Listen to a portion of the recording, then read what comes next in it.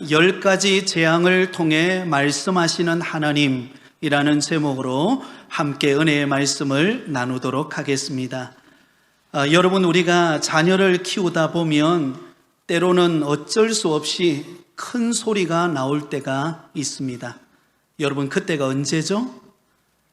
차분히 말해도 듣지 않고 잘못된 행동을 보일 때입니다.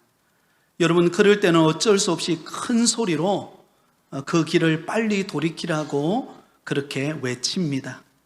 심지어는요, 말을 듣지 않으면 때로는 징계의 매를 들 때도 있습니다.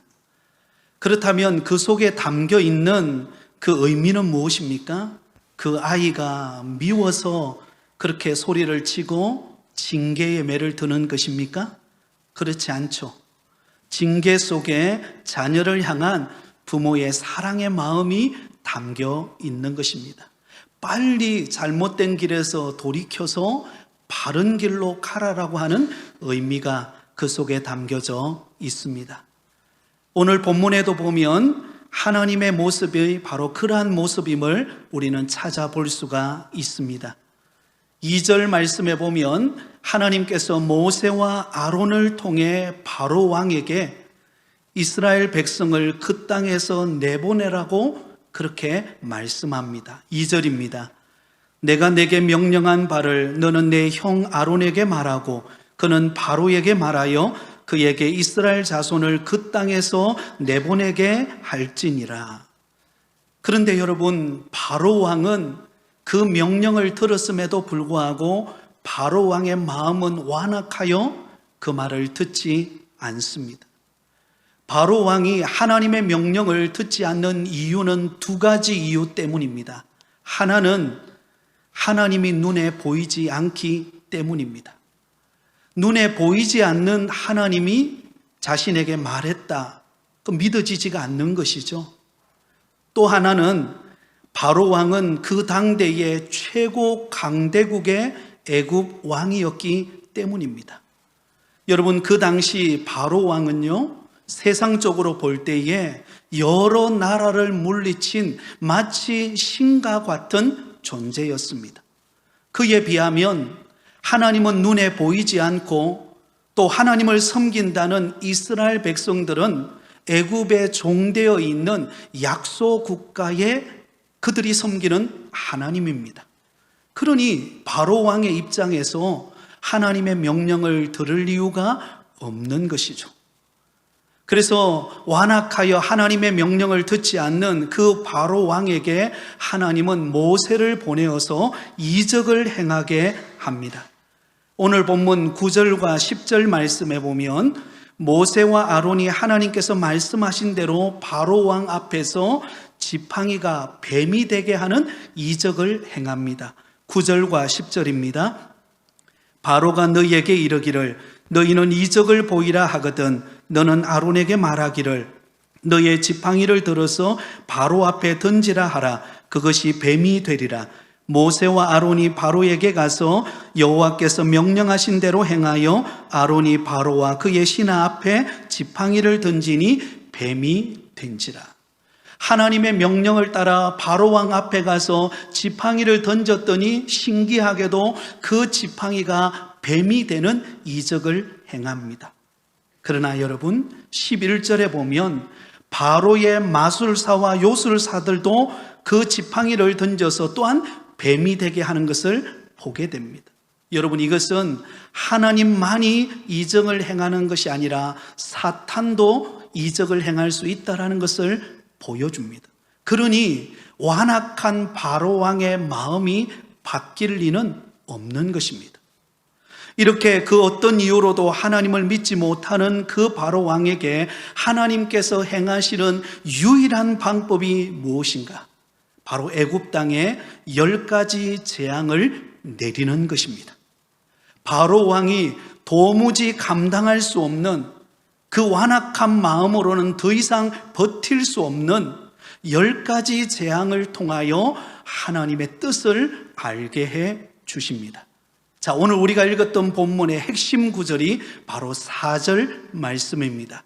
우리 4절 말씀을 우리 다 함께 같이 읽겠습니다. 바로가 너희의 말을 듣지 아니할 터인즉 내가 내 손을 애굽에 뻗쳐 여러 큰 심판을 내리고 내 군대 내 백성 이스라엘 자손을 그 땅에서 인도하여 낼지라. 네, 여러분, 바로 왕의 마음이 완악하여 하나님의 명령을 듣지 않을 터인데 내가 손을 들어서 애굽에 뻗쳐 여러 큰 심판을 내리게 될 것이다. 여기서 말하는 큰 심판은 10가지 재앙을 말합니다. 이 10가지 재앙을 통하여 드디어 완악했던 바로 왕의 마음의 문이 열리게 되고 드디어 이스라엘 백성들을 출애굽시키는 놀라운 역사가 일어나게 될 것을 말씀합니다. 그래서 오늘 우리가 읽지는 않았지만 7장 14절부터 12장 36절까지는 하나님께서 애굽 땅과 바로 왕에게 내리는 10가지 재앙을 소개하고 있습니다. 자, 여러분, 이 10가지 재앙을 정리해 본다면 이 10가지의 재앙은 큰 특징이 하나가 있습니다. 그것이 무엇인가 하면 바로 애굽인들이 섬기는 우상신들에 대한 심판을 담고 있다라는 것입니다. 여러분, 애굽 나라는요, 그 당시 다신 국가였습니다. 여러 신들을 섬기는 나라였습니다.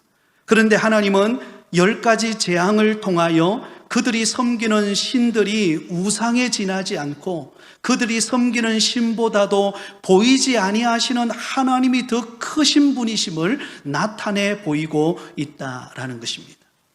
여러분, 첫 번째 재앙이 무엇입니까? 첫 번째 재앙은 피의 재앙입니다. 나일강과 애굽의 모든 물이 다 변하여 피가 되어버리는 재앙이었습니다. 여러분, 한번 상상해 보시겠습니까? 눈앞에 보이는 나일강이 전부 다 피바다가 되어 있다라고 여러분 상상해 보세요.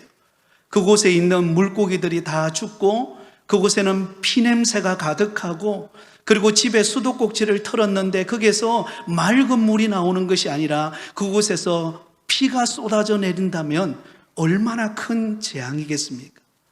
여러분, 이 첫 번째 피의 재앙은 나일강의 그 신인 니누스를 치시는 재앙이었습니다. 여러분, 그럼에도 불구하고 바로 왕의 마음은 완악하여서 여러분 돌이키지를 않습니다. 일주일 동안 애굽 전역에 바로 피재앙이 임하였지만 그의 마음은 바뀌지를 않았습니다. 그래서 두 번째 내리는 재앙이 무엇인가 하면 개구리 재앙입니다. 8장 3절에 보면 나일강에 개구리들이 갑자기 물에서 수많은 개구리 떼들이 올라옵니다. 그리고는 애굽의 궁전에 또 애굽에 속해 있는 모든 사람들의 집집마다 장롱을 열어보면 그 속에서 개구리 떼들이 나오고 그리고 주방에 가서 그릇을 덜쳐보면 그 속에서 여러분 이 개구리들이 막 나오는 거예요. 제가 어릴 때 기억은요, 제가 저희 그 집 마당에 이렇게 우물이 있었는데 가끔씩 거기에서 세수를 하기 위해서 가서 이렇게 세수대야를 탁 뒤집으면 거기에서 개구리들이 개굴개굴하며 나왔던 기억이 있습니다. 근데 이게 한두 마리가 아니에요. 수없이 많은 개구리떼들이 몰려드는 것입니다. 여러분, 이 개구리는 온 땅에 덮은 재앙이었습니다. 애굽인들이 믿는 다산 신인, 개구리 형상의 신인 헥트를 치시는 그러한 재앙이었습니다. 그리고 세 번째 재앙은 땅의 티끌이 이로 변하는 재앙이었습니다. 여러분, 애굽의 온 땅의 티끌이 그 먼지대가 이로 변하는 재앙입니다. 여러분, 이것은 애굽 땅의 신인 셉을 치시는 재앙이었습니다. 그런데 여러분, 이 세 번째 재앙부터는요, 애굽의 요술사들도 전혀 흉내내지 못하는 그런 재앙입니다. 자, 네 번째 재앙은 무엇입니까? 파리 재앙입니다. 파리 재앙. 파리떼들이 갑자기 여러분 몰려오더니 애굽 전역을 다 덮어버리는 것이었습니다.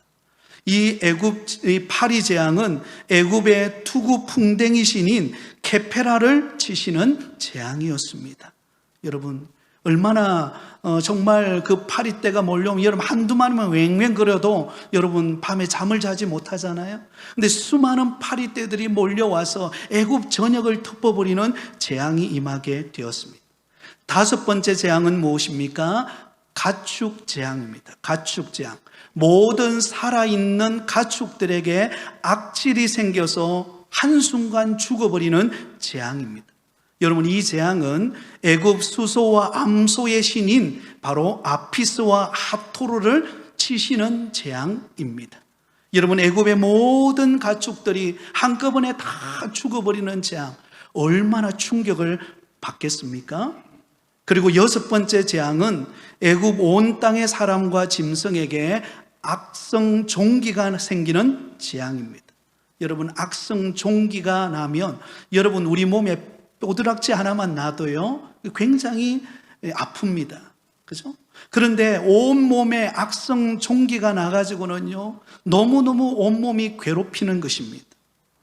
이 악성 종기는 악마의 눈을 가르친 신인 타이폰을 치시는 재앙이었습니다. 그리고 일곱 번째 재앙은 우박 재앙입니다. 우박의 재앙입니다. 하늘에서 여러분 우박이 막 떨어지는 것입니다. 여러분 아마 한 몇 주 전이었던 것 같아요. 우리 교회 앞에도 주일이었는데 한 점심 식사를 하고 뭐 잠시 시간이 나는 그 오후 예배 시간 그 짧은 시간에 우박이 내렸어요. 여러분 혹시 보셨습니까? 그 우박이 내렸는데요, 우리 권사님들이 열심히 심어놓은 그 상추 이파리를 많이 상하게 만들었다는 이야기를 들은 적이 있습니다. 여러분, 하늘에서 여러분 우박이 떨어졌으면 그들이 농사 지은 것들이 어떻게 되었겠습니까? 모든 수확의 그 기쁨이 다 사라지는 그런 슬픔의 장면이 벌어진 것입니다. 바로 이 우박의 재앙은 당시 애굽인들이 섬기는 대기의 신인 슈를 치시는 재앙이었습니다. 자, 여러분, 여덟 번째 재앙은 무슨 재앙입니까? 메뚜기 재앙입니다. 메뚜기 재앙. 이 메뚜기는 여러분, 메뚜기는 모든 식물을 다 갉아먹어버리는 그런 때죠, 그죠? 메뚜기 떼가 이 애굽 전체를 덮어버린 것입니다. 그래서 우박으로 상하여서 먹지 못하는 것뿐만 아니라 아직 뿌리에서 이제 막 자라는 새싹들 모든 식물을 다 먹어버리고 말았던 것입니다. 여러분, 이 메뚜기 재앙은 곡식을 지켜주는 신이라고 믿었던 세파피스라고 하는 그 신을 치시는 재앙입니다. 아홉 번째 재앙은 무엇입니까? 흑암의 재앙입니다. 흑암의 재앙. 갑자기 한순간 여러분 햇빛은 사라지고 한순간 어둠이 캄캄하여 앞이 보이지 않는 것입니다. 3일 동안 애굽 전역에 흑암이 가득하여 앞을 볼 수 없는 상태가 되어버렸습니다. 여러분, 이것은 어둠을 밝혀주는 태양신으로 그들이 믿었던 라를 치시는 재앙이었습니다. 자, 마지막 열 번째 재앙은 무슨 재앙이죠? 장자의 죽음의 재앙입니다. 장자의 죽음의 재앙. 여러분, 이 장자의 죽음의 재앙은 애굽 왕의 아들로부터 시작해가지고 애굽 전역의 모든 첫 번째 아들, 또 첫 번째 가축이 한순간에 다 죽는 재앙입니다. 여러분, 이 재앙은 바로 애굽의 생명의 신인 프타를 치시는 재앙이었습니다. 이 재앙으로 말미암아 드디어 완악했던 바로 왕의 마음이 바뀌어지게 되고 출애굽하는 일이 벌어지게 됩니다.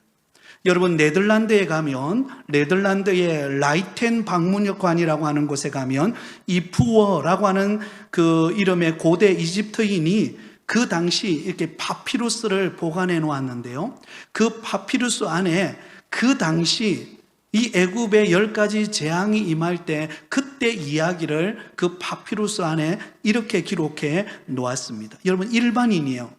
일반인인데 그가 겪었던 그 출애굽 당시에 10가지 재앙을 목격하고 그가 기록해 놓은 내용이 이런 내용입니다. 재앙은 온 땅을 휩쓸고 지나갔다. 피는 모든 곳에 있다. 강은 피로 변했다. 한 사람이 그것을 마시려고 했다. 그러나 마실 수 없었다. 그는 목이 타들어갔다. 그러나 왕궁에 있는 사람은 지금도 인정하려 하지 않는다. 곡식들은 모든 곳에서 죽어버렸다. 옷도 없고 향료도 없고 기름도 없다. 모두가 말한다. 이제는 아무것도 없다. 곡식 창고는 텅 비었다. 올 것이 왔다. 결국 왕은 가난한 사람들에 의해서 쫓겨났다. 이런 기록이 남아 있다고 합니다. 그 당시 애굽에 내린 10가지 재앙이 얼마나 처참한 재앙이었는가를 보여주고 있는 이야기입니다. 여러분, 이것은 믿지 않는 사람들도 인정하는 역사적인 사건이라는 것을 우리에게 보여주고 있습니다. 그래서 어떤 신학자에 따르면 이 10가지의 재앙이 10월부터 3월까지, 그러니까 6개월 동안 진행되었다라고 그렇게 이야기합니다. 여러분, 6개월 동안 재앙이 임했어요. 그것도 한두 재앙이 아니라 10가지의 재앙이 계속해서 지속해서 6개월 동안 임하게 되었을 때 그 애굽 땅은 어떤 상태가 되었겠습니까? 정말로 처참하고 안타까운 장면이 아닐 수가 없을 것입니다. 자, 그렇다면 여러분, 하나님께서 이 10가지의 재앙을 통하여 무엇을 말씀하기를 원하셨을까요? 하나님께서는 이 10가지 재앙을 통하여 먼저 하나님이 지금도 살아계시는 전능하신 하나님이심을 보여주고 있습니다. 여러분, 우리 하나님은 우리 눈에 보이지 않는 분이십니다. 그러나 그 하나님은 오늘도 살아계시고 역사를 주관하시고 다스리시는 전능한 하나님이심을 믿으실 수 있기를 바랍니다. 출애굽기 7장 17절 상반절에 보면 이렇게 기록되어 있습니다. 여호와가 이같이 이르노라. 내가 이로 말미암아 나를 여호와인 줄 알리라. 볼지어다 내가 내 손의 지팡이로 나일강을 치면 그것이 피로 변하고. 여러분, 하나님께서 10가지 재앙을 통하여서 무엇을 보여주기를 원하셨을까요? 여호와 하나님이심을, 하나님이 전능하심을 보여주고 계신다라는 것입니다. 사랑하는 성도 여러분, 지난 한 주간 여러분들은 어떻게 살아오셨습니까? 지난 한 주간 여러분이 살아가는 그 인생 여정 속에서도 살아계신 하나님께서 저와 여러분을 지켜 보호하시고 은혜 가운데 인도해 주신 줄 믿습니다. 우리는 부족하고 우리는 연약하고 우리는 늘 정말 부족함 투성이지만, 그러나 하나님의 사랑의 돌보심으로 전능하신 하나님이 우리와 함께 하심으로 우리를 인도하여 오늘까지 오게 하셨습니다. 그렇다면 우리의 미래는 어떨까요? 우리의 미래도 전능하신 하나님이 우리의 걸음을 인도하셔서 형통케 하시는 은혜를 주실 줄 믿습니다. 또한 여러분, 이 10가지 재앙을 통하여 하나님이 말씀하시는 것은 무엇입니까? 바로 애굽 사람들과 바로 왕이 믿었던 그 신들이 거짓이라는 것을, 그 우상신들보다 우리 하나님이 얼마나 크신 분이신가를 나타내주고 있다라는 것입니다. 출애굽기 7장 15절에 보면 이렇게 기록되어 있습니다. 같이 읽겠습니다. 시작. 아침에 너는 바로에게로 가라. 보라, 그가 물 있는 곳으로 나오리니 너는 나일강가에서 서서 그를 맞으며 그 뱀 되었던 지팡이를 손에 잡고. 자, 여러분, 모세가 아침에 일찍 일어났는데 하나님이 어디로 보냅니까? 바로 그 나일강가로 보냅니다. 나일강가로 왜 보냅니까? 그 나일강가에서 지금 바로 왕이 무엇하고 있습니까? 그 나일강의 신을, 그가 니누스를 섬기고 있는 거예요. 그 니누스를 섬기는 그곳에 여러분, 모세와 아론을 하나님께서 보내셨습니다. 그런데 그곳에서 하나님께서 행하신 일이 무엇이죠? 여러분, 그곳에서 나일강의 신인 이 니누스를 치시는 재앙, 첫 번째 재앙, 피의 재앙을 통하여서 그 우상을 치시는 하나님의 능력을 보여주신 것입니다. 그래서 이 10가지 재앙을 통해서 여러분, 바로 왕은 이렇게 고백합니다. 출애굽기 18장 11절입니다. 같이 읽습니다. 시작. 이제 내가 알았도다. 여호와는 모든 신보다 크심으로 이스라엘에게 교만하게 행하는 그들을 이기셨도다 하고. 아멘. 여러분, 바로 왕이 그때서야 깨달은 거예요. 10가지 재앙을 통하여 완악했던 바로 왕의 마음을 바꾸셨습니다. 이제야 내가 알았도다. 여호와는 모든 신보다 크심으로 이스라엘에게 교만하게 행하는 그들을 이기셨도다. 사랑하는 여러분, 우리가 믿는 하나님은 크신 분이신 줄 믿습니다. 네. 여러분, 우리가 믿는 하나님은 아주 작은 좁은 그런 분이 아니세요. 온 역사를 주관하시고 온 우주 만물을 만드시고 우리의 인생을 다스리시는 전능하신 하나님이십니다. 그분이 우리의 인생을 이끌어가고 계시고 우리의 인생을 책임지시고 우리의 걸음걸음마다 하나님의 은혜로 수놓으시는 그 사랑의 손길이 우리에게 있다라는 사실을 믿으실 수 있기를 바랍니다. 이 10가지 재앙을 통하여 하나님이 우리에게 나타내시는 하나님은 그런 분이세요. 그런 분이세요. 근데 여러분, 우리는 어때요? 우리는 이 세상을 살아가면서 우리가 믿는 하나님이 너무나 작게 보이지 않습니까?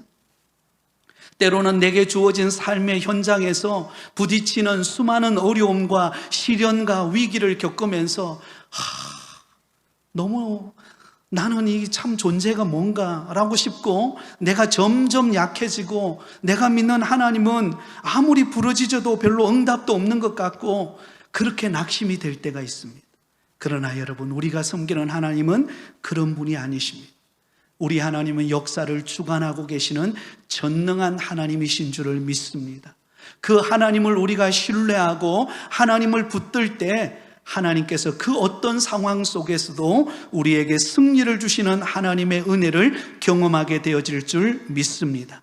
자, 그렇다면 적용점입니다. 오늘날 이 시대에도 하나님께서 재앙을 통하여 말씀하고 계십니다. 자, 하나님께서 오늘날 이 시대의 재앙을 통하여 말씀하시는 것은 무엇입니까? 구체적으로 그 첫 번째는요, 자연적인 재앙을 통해 장차 이 세상이 끝날 것임을 말씀하고 있습니다. 여러분, 오늘날 우리가 살아가는 이 시대 속에 찾아오는 수많은 자연적인 재앙을 통하여 장차 이 세상이 끝나는 때가 있음을 우리에게 말씀하고 있다라는 것입니다. 마태복음 24장 7절에 보면 이렇게 기록되어 있습니다. 같이 읽겠습니다. 민족이 민족을, 나라가 나라를 대적하여 일어나겠고 곳곳에 기근과 지진이 있으리니. 여러분, 말세 때에 나타나는 재난의 징조가 무엇인가를 말씀하고 있습니다. 말세가 되면 될수록, 이 세상이 끝날 날이 다가오면 다가올수록 이 땅에 이루어지는 일들은 무엇인가? 민족과 민족을, 나라가 나라를 대적하는 일들이 일어날 것이다라고 말합니다. 여러분, 최근에 이 러시아 푸틴 대통령이 여러분 우크라이나를 침략해서 지금 전쟁이 계속되고 있습니다. 피비린내가 나는 전쟁으로 인하여 수없이 많은 참 무고한 사람들이 목숨을 잃고 건물이 파괴되어지고 지금도 지속적으로 명분 없는 싸움을 하고 있는 그런 현장을 우리는 뉴스를 통해서 그 소식을 듣고 있습니다. 이것이 바로 말세의 징조입니다.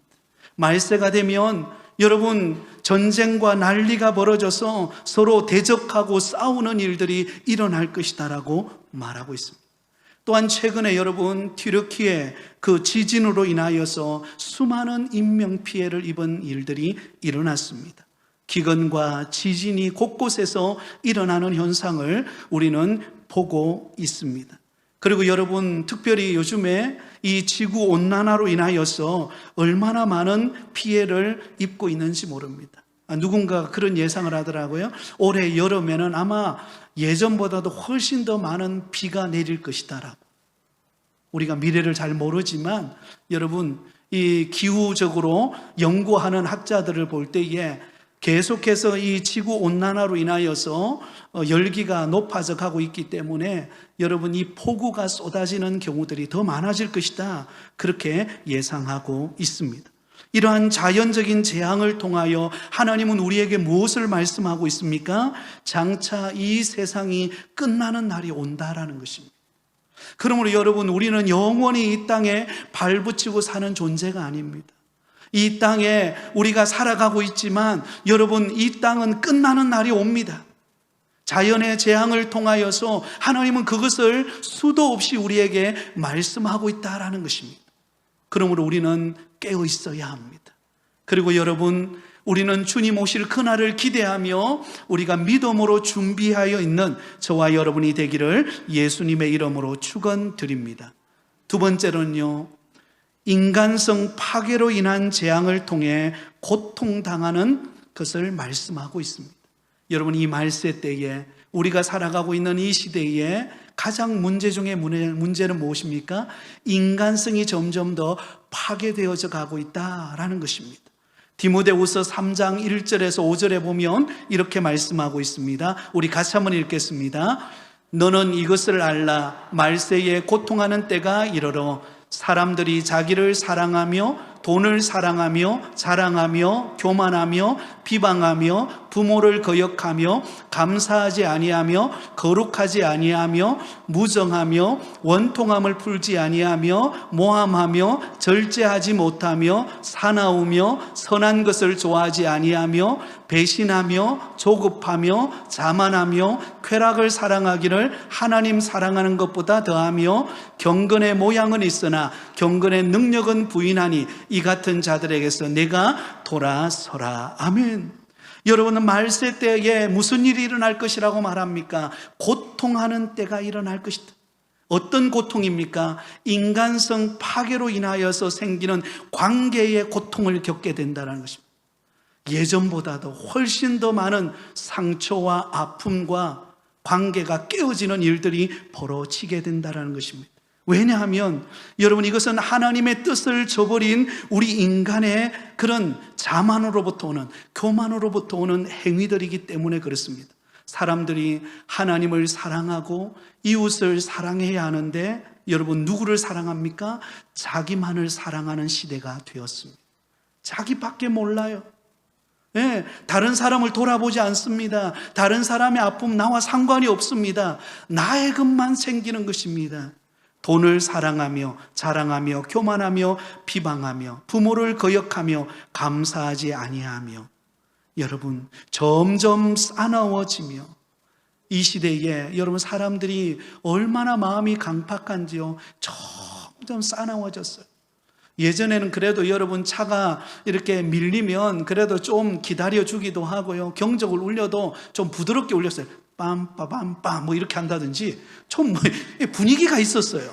근데 요즘에는요, 그런 거 없습니다. 무조건 막 빵빵 울리면서 너무야 이러면서, 그죠? 목소리가 크면서, 나오지도 않으면서 소리를 크게 내요. 그러면서 여러분, 나오면 그냥 예전에는 나와서 목소리 크면 이긴다고, 그죠? 일부러 목소리만 크게 냈어요. 근데 요즘에는 목소리만 가지고 나오지 않아요. 뭐 하나 들고 나와요. 일단 깨고 보는 거예요. 왜? 기를 죽여야 되니까. 상대방의 기를 죽이고 내가 먼저 이겨야 되는 위치에 딱 선점을 해야 되기 때문에 그렇게 행동하는 것입니다. 너무나 안타까운 일이 아닐 수가 없습니다.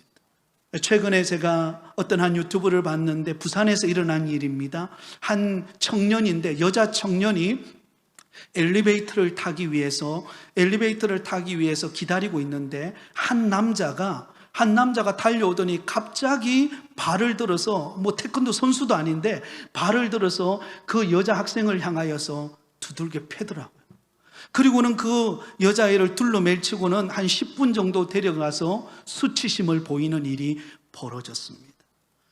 여러분, 시대가 말세가 될수록 인간성이 파괴되어지는, 더욱더 싸나워지고 더욱더 악해지고 더욱더 자기만 생각하는 일들이 일어나게 됩니다. 이것이 삶의 고통이에요. 이것이 관계가 깨어지는 고통입니다. 그러므로 여러분, 우리는 말세라는 사실을 우리는 알고 하나님의 은혜 안에 우리의 마음을 새롭게 하는 역사가 있기를 바랍니다. 여러분, 하나님을 사랑하고 이웃을 사랑하는 진정한 사랑의 사람이 되시기를 예수님의 이름으로 축원드립니다. 마지막 세 번째로는요, 하나님이 내리시는 또한 재앙이 있는데 하나님의 자녀들에게 징계를 통하여 말씀하시는 분이십니다. 여러분, 하나님을 믿지 않는 사람들에게는 자연의 재앙을 통하여서 이 세상이 영원하지 않음을 하나님은 보여주십니다. 또한 인간성 파괴를 통하여서 지금이 말세요 고통하는 때라는 것을 우리에게 보여줍니다. 그러나 하나님을 믿는 자녀들, 안 믿는 사람 말고요, 하나님을 믿는 저와 여러분에게 내리는 징계가 있다라는 것입니다. 징계. 여러분, 이것은 하나님의 뜻을 따르지 아니하고 완악한 심령으로 교만하여서 하나님의 말씀을 떠나서 돈이 우상이 되고 또한 세상의 명예가 우상이 되고 하나님 아닌 것을 하나님의 위치에 놓고 섬기는 행위, 이러한 삶을 살아가는 사람에게 하나님은 징계의 채찍을 들어 그 사람을 하나님께서 여러분 연단하신다라는 것입니다. 신명기 28장 58절 59절에 보면 이렇게 말씀하고 있습니다. 우리 같이 읽겠습니다. 내가 만일 이 책에 기록한 이 율법의 모든 말씀을 지켜 행하지 아니하고 내 하나님 여호와라 하는 영화롭고 두려운 이름을 경외하지 아니하면 여호와께서 내 재앙과 내 자손의 재앙을 극렬하게 하시리니 그 재앙이 크고 오래고 그 질병이 중하고 오래일 것이라. 네, 하나님의 말씀을 떠나서 살아가는 사람, 하나님의 은혜를 받고 택한 자녀가 되고 믿음의 자녀가 되었지만 하나님의 말씀의 법을 떠나서 내 욕심과 세상의 우상의 소욕을 따라 살아가는 사람, 하나님은 그냥 두지 않는다는 것입니다. 왜? 그 사람을 사랑하니까. 그 자녀가 잘못된 길로 가는 것을 하나님은 원치 않기 때문에 하나님은 징계라고 하는 채찍을 통하여 그 사람을 돌이키게 하신다라는 것입니다. 그러므로 여러분, 우리는 날마다 우리의 마음을 열어놓고 하나님의 은혜를 구하고 나의 부족함을 고백하고 하나님의 도우심을 구하는 가운데 믿음으로 승리하는 성도들이 되실 수 있기를 바랍니다. 오늘 10가지 재앙을 통하여 하나님은 말씀하고 계십니다. 하나님은 전능하신 하나님이시라는 것을, 그리고 자연을 통하여서 하나님은 재앙을 내리시고 또한 인간성 파괴를 통하여 하나님은 재앙을 내리시고 특히 예수 믿는 저와 여러분에게 하나님은 징계의 채찍을 들어 잘못된 길로 가지 못하도록 믿음 안에 거하도록 하나님께서 우리를 훈련하시고 연단하신다라는 사실을 기억하면서 저와 여러분 오직 하나님의 말씀을 붙잡고 믿음으로 살아가는 성도들이 다 되시기를 예수님의 이름으로 축원드립니다.